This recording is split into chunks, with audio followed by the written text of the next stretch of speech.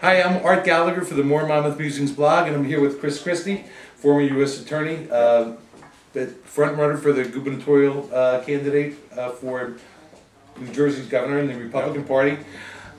Congratulations. Thanks. Your petitions are in today. You're officially a candidate? I'm officially a candidate. We filed 7,474 signatures today down in Trenton, and I think I'm really happy about the number we got to file. I think it shows there's real broad support across the state, and so yeah, there's no turning back now. I'm a candidate. Great, and you swept the county conventions, and you'll be on the county line for throughout the whole state. Yeah, one more to go. Our tomorrow night is Hunterdon County, so we have 16 out of 16 so far. Tomorrow night would make 17 out of 17. So we're hopeful, but I'm going to be working today and tomorrow to make sure we do as well as we can in Hunterdon. Good. I'm one of the, I'm fortunate because a lot of people seem to like what I write on the internet every now and then, to have got to meet you, and I've met you once before. Sure. And I've also gotten to know your prime opponent, Steve Lonigan. Yep. And I've kind of liked you both, and I'm one of the few who might still be undecided at this point. So I'd like to, if I can, ask you some questions to help you win my vote. Sure. Let's give it a shot. Yeah. And you did an interview right after you resigned from U.S. Attorney with Steve Abadabo, I can't say his name, and a few other journalists, when they asked you if you were going to run, and you said you really weren't decided yet. Yeah. And you wouldn't really answer if you would, which party you would run, or would you? I said I was a Republican, but I just wouldn't answer whether I was going to run, and they wanted to ask me some positions on issues, and my view was, until I'm a candidate, I'm not going to answer those questions. Now that I am a candidate, I've been answering those questions now for months. Yeah. So, what does it mean to be a Republican?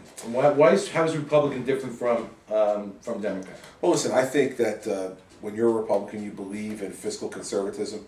You believe in less spending and lower taxes at every level of government. I think you believe in personal freedom and the free market system. You want jobs to grow in the private sector, so they're good paying jobs for people that add to our tax base rather than detract from it. I think it means that you're conservative on issues that are social in nature, that are concerns of people across the state and across the country. I think it means that you're somebody who believes in the power of individuals rather than groups and pairings, groupings being what controls. And so I think, in essence, that's what it means to me to be a Republican. Okay. Last week you sat down with my friend and fellow blogger Matt Rooney. I did? Yeah, and you talked a little bit down about Atlantic County. Yep, you talked a little bit about being a Met fan. Yes. You noticed the tie on today. I noticed the tie. In fact, our mutual friend Joe Carrillos told me about what a rabid Met fan you are, and it's opening day today. I have my orange and blue tie on. Okay, and I really could relate to that, because being a Republican in Jersey is very much like being a Met fan. Pain and disappointment, Art. Yes. A lot of pain and disappointment. That's very true. Very true. So what's going to make you, in terms of leading our state and leading our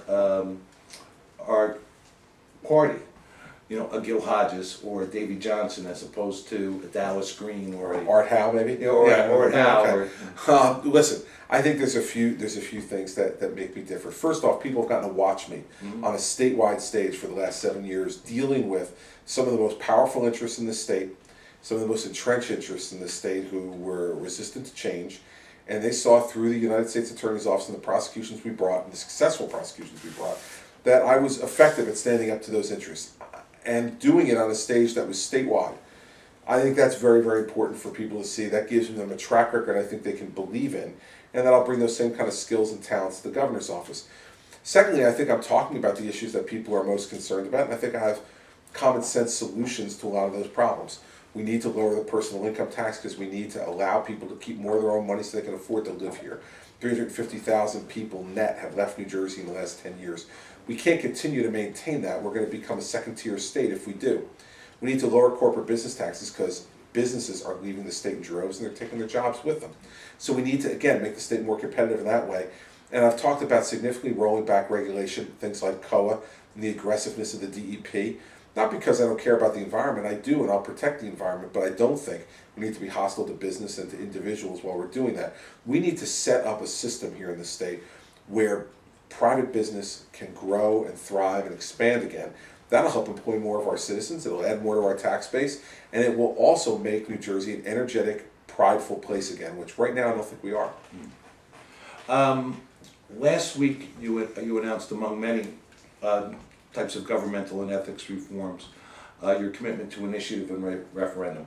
And I was on a press conference when you made that announcement. You acknowledged that you were kind of reluctant to make that an issue because your party, our party, the Republican Party, had proposed that once before and not delivered it. Yeah. Pretty much fared miserably about it. One of my overriding concerns as a Republican and choice in this race is, you know, we had control for 8 years, and with more than INR, we blew it. Yep, I agree. Yeah, we lowered taxes, but we increased spending. Yep. I had the opportunity, I was going to call it privilege, but I'll call it the opportunity to interview Governor McGreevey back a month before his resignation, or announcement of his resignation. And I asked him about spending and about pensions, and talking point off the top of his head, he said, well, Christie Whitman started playing with the pension fund, and she created all this. Our party did that, and we gave a 9% increase to the pension funds. Yep. You're the establishment candidate, there's no question about it.